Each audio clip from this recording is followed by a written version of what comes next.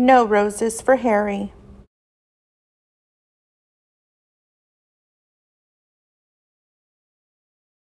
Harry was a white dog with black spots. On his birthday, he got a present from Grandma.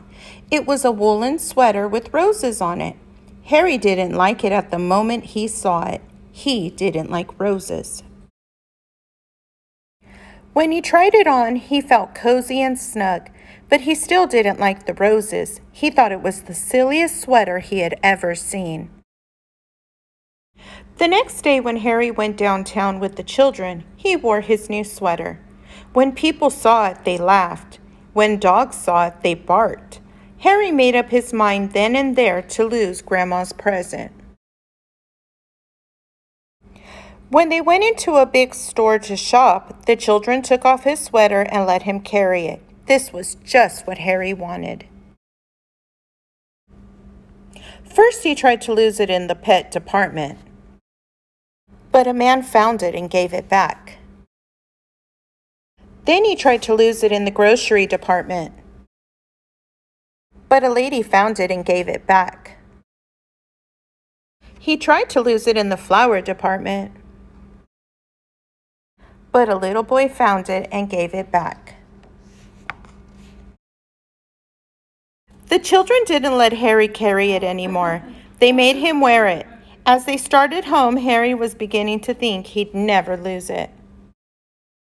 When he got home, his friends were waiting to play with him, but Harry didn't feel like playing, so they left him alone. As he sat wondering what to do, Harry noticed a loose stitch in his sweater.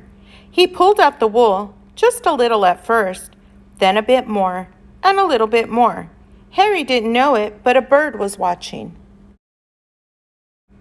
In a minute, Harry had pulled out quite a long piece of wool. The end of it lay on the grass behind him. Suddenly, the bird flew down. Quick as a flash, she took the end of the wool in her beak and flew away with it. It all happened before Harry could even blink.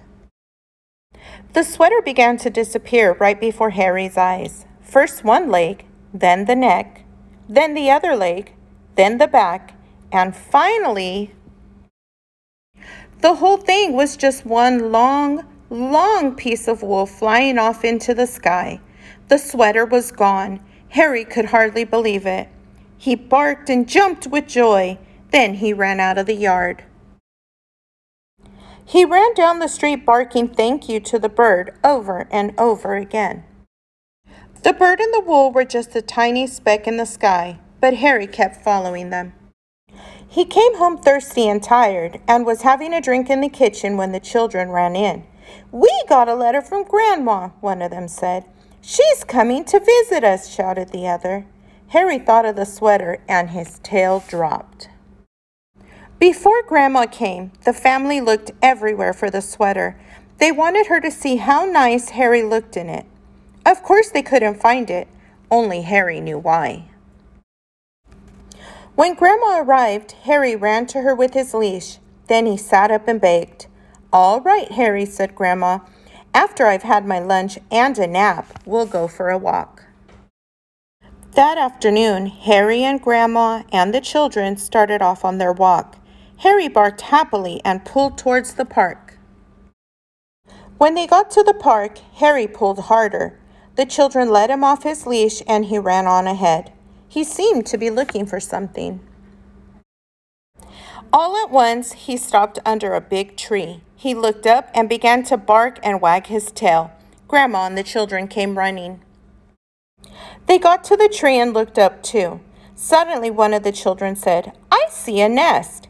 "It's made of wool," said the other, "and it's the very same color as—" "Harry's sweater!" they shouted together.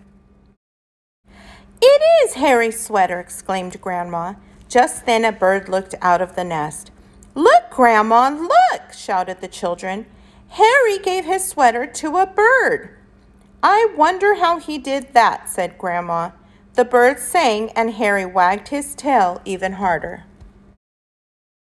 At Christmas, Harry got a present from Grandma. It was a new sweater. Harry liked this one very much. When he tried it on, he felt as cozy and snug as the bird in the nest. The best of all, it was white with black spots. The end.